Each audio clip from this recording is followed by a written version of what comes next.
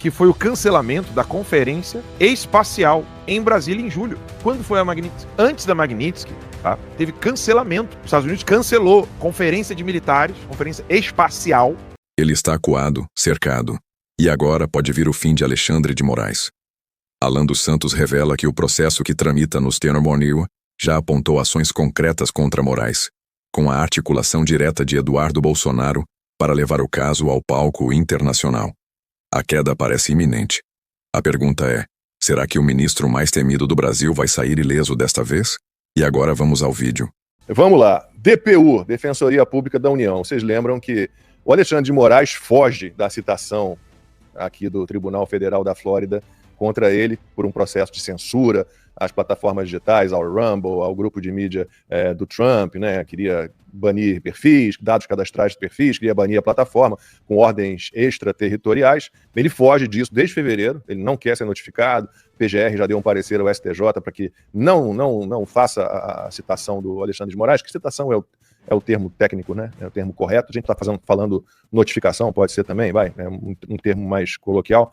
Mas ele não aceita que o Eduardo Bolsonaro não seja citado por esse processo maluco aí de coação no curso do processo, como se o Eduardo Bolsonaro estivesse aqui nos Estados Unidos trabalhando contra o Brasil e contra o judiciário. Não, ele está aqui lutando contra a tirania. E aí o que fez o Alexandre de Moraes? Tentou citá-lo no Brasil, claro, ele está nos Estados Unidos, não conseguiu, e aí o citou por edital. Ele já fez o diabo também, né? Ele já citou usando rede social, né, a plataforma X, ele faz o que ele quer. Né, faz o que ele quer. Como o Eduardo Bolsonaro está morando aqui nos Estados Unidos, no exterior, ele teria que ser citado por carta rogatória. O Alexandre de Moraes ignorou mais uma vez a lei, mais uma para aquele dossiê morais.com.br, aquilo ali já deve estar com as 15 mil páginas mais ou menos, todo dia ele produz novos arbítrios, novos abusos, novas ilegalidades, e o Alexandre de Moraes foi lá e determinou a DPU, a Defensoria Pública da União, que defendesse o Eduardo Bolsonaro, porque ele não respondeu à citação por edital, e a DPU agiu dentro da lei, botou o Alexandre de Moraes no lugar dele e disse o que está ali escrito, né? Ó, ele está no exterior, você tem que citá-lo por carta rogatória. Enquanto você não citá-lo por carta rogatória, ele não responder à citação ou ignorar a citação, não contratar um advogado, aí, quem sabe, a gente pode ser acionado e pode defendê-lo, né? Mas a DPU deu na cara do Alexandre de Moraes, o que foi realmente muito bom. E ela disse exatamente o seguinte, que o método que o Moraes usou para citar Eduardo foi incorreto, né, para não dizer ilegal, e a instituição apontou que a citação não poderia ter sido feita por edital, mas por carta rogatória, já que o acusado está no exterior. E aí a Defensoria pediu a Moraes que a carta seja expedida para que o Eduardo tenha ciência válida e regular, entre aspas, da denúncia e possa, entre aspas de novo, ser formalmente chamado a exercer seu direito de defesa com um advogado de sua confiança. Na manifestação, a DPU disse o seguinte: princípios legais e constitucionais garantem a todos os cidadãos o direito de defesa e o acesso à justiça sem qualquer distinção de natureza pessoal, ideológica ou de visibilidade pública. No caso em questão, a DPU exerce sua função institucional em estrito cumprimento da lei, realizando a defesa técnica do réu nos termos do devido processo legal. Então, mais agora uma instituição, Alan, que reconhece que o Alexandre de Moraes é um rasgador de leis, é um produtor de arbítrios, abusos e ilegalidades e não segue nada do devido processo legal. Tá na cara. Quando as pessoas falam que não tem nenhum efeito a lei Magnitsky, você percebe que o imaginário popular ele realmente está povoado de filmes de super-heróis. Ou seja, quando você conversa com as pessoas... O Olavo tinha uma regra que ele usou no início do Jardim das Aflições para explicar por que ele ia escrever um livro de ensaio filosófico narrando um acontecimento simples do dia a dia, que era ele indo numa palestra. Né? E o professor Olavo disse assim, olha, eu preciso dizer que quando as pessoas conversam e têm os seus concordâncias ou atritos, naquela conversa está encapsulada todas as ideias dominantes de uma sociedade. Todas. Só um minutinho, vai ter que cancelar a lavagem. Estão lavando roupa ali agora. Louça. E aí o que acontece? O que ocorre quando as pessoas começam a emitir as suas opiniões, as suas ideias em conflito ou mesmo em concordância? Elas começam a expor o que elas têm como biblioteca psicológica, ou seja, a biblioteca emocional, a biblioteca do que ela aprendeu na vida, o que ela já viveu. E quando eu olho uma coisa dessa, eu falo, Magnitsky. Por quê? Em outros momentos, a imprensa estava ainda em uníssono, só elogiando Moraes. Não tinha ninguém dentro da máquina burocrática dizendo, olha, você não é esse imperador que você acha que é. Em outros momentos... Ninguém. Em outros momentos, você é o imperador que você acha que é. Agora, há uma transição lenta, mas progressiva, para uma outra direção. Tanto é que essa transição, ela tanto está ocorrendo que você vê o esforço dos desesperados. Aquela jornalista da Folha falando, os carecas são mais sexys. É dos carecas que elas gostam. Vocês chegaram a ver isso, né? Uhum. Na Folha de São Paulo. Acho que já saiu 2 ou 3 artigos seguindo essa mesma linha aí. É. Da mesma mulher. Da mesma mulher. Essas atitudes são desesperadas. É porque ela percebe que a imagem do Alexandre de Moraes, além de estar desgastada na opinião pública, eu não gosto do termo opinião pública, né? Uma hora eu posso explicar por quê, aprendi isso com o professor Olavo, mas na opinião pública, eu vou usar esse clichê para o pessoal entender, olha aí, ó, cura para calvície? Discordo.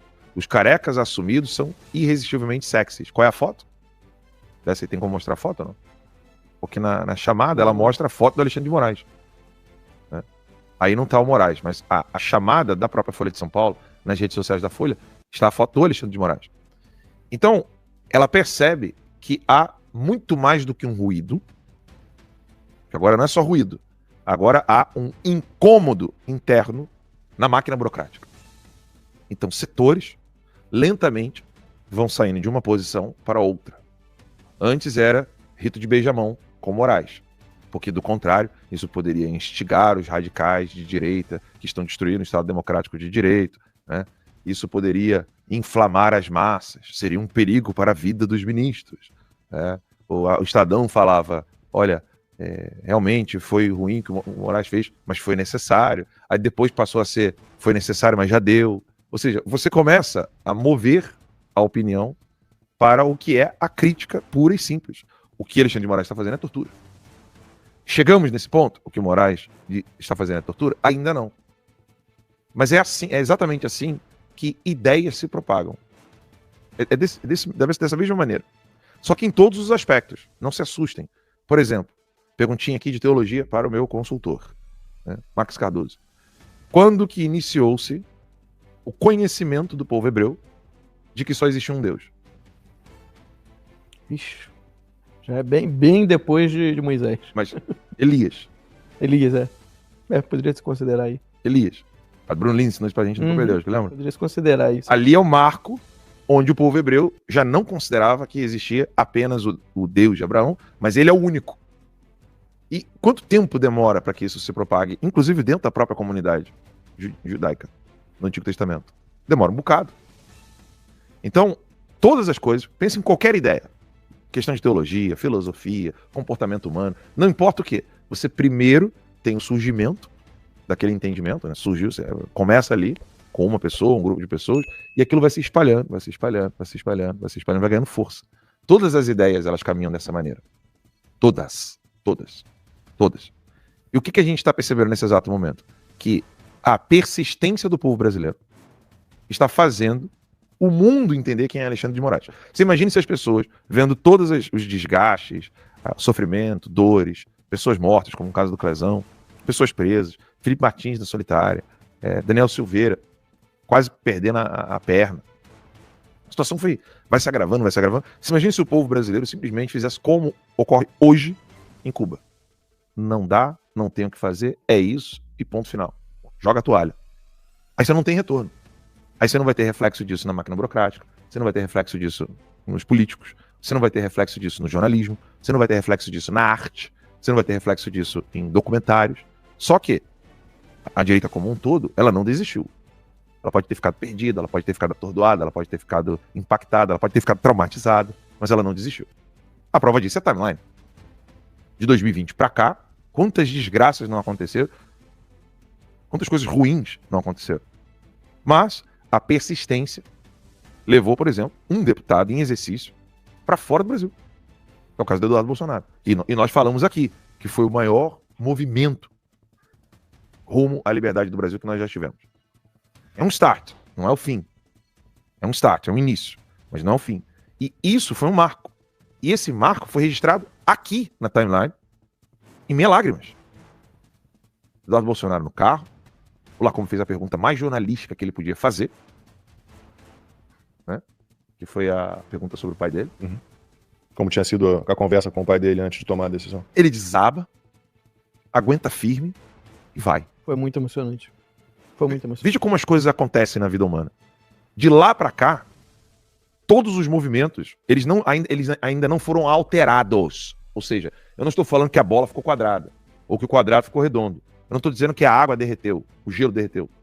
Eu não estou dizendo que a água evaporou. Eu estou dizendo que há um caminho. Você consegue perceber esses indícios. E é isso que está acontecendo, Lacombe. Desculpa ser tão longo. Não, tranquilo. Mas é importante as pessoas entenderem que quem deseja que as coisas mudem de maneira muito rápida acaba tendo esse pensamento porque o imaginário está ocupado por um grupo de ideias que não vem de livros e nem da experiência pessoal. Sim. Não vem de testemunhos, não vem da conversa com o vovô, com a vovó, com o vizinho, com o tio, com a tia. Essa mudança abrupta, ela vem literalmente da fantasia de filmes. O cara pensa mesmo que a solução Rambo existe. O cara pensa mesmo que a solução Matrix existe. O cara pensa mesmo que a solução Senhor dos Anéis existe. Queima o anel lá que... Eu queria só mencionar um outro detalhe. Que ainda é feito a decisão do Eduardo Bolsonaro.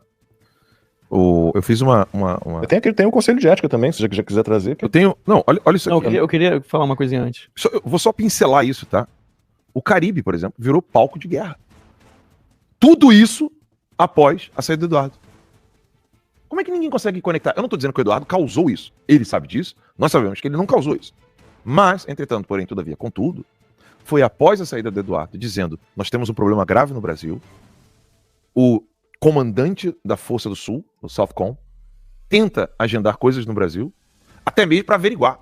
Vamos ver aqui se o Eduardo Bolsonaro está exagerando ou não com as informações que ele trouxe para nós, porque são muito graves. As informações do Eduardo, elas não terminam, não param, elas não se limitam a questões de internet. Ah, o meu post caiu.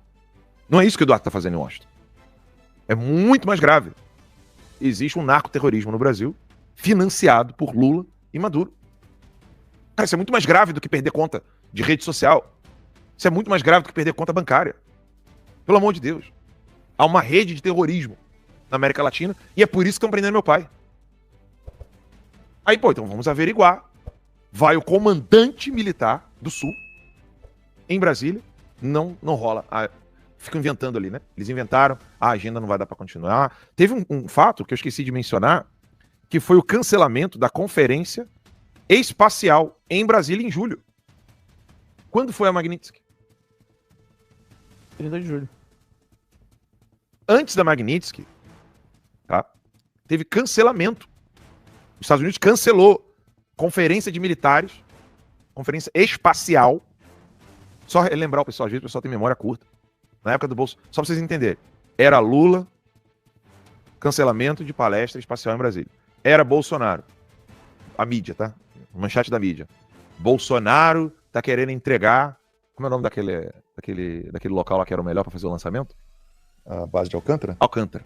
Bolsonaro quer entregar Alcântara para os Estados Unidos. Então, a proximidade Bolsonaro-Trump era Alcântara, SpaceX, vamos para Marte, vamos fazer tudo, vamos colocar satélite. Esse era o Brasil do Bolsonaro. Brasil do Lula. Cancelamento de palestra, enrolaram com o comandante do Sul. E agora, o Caribe virou palco de guerra.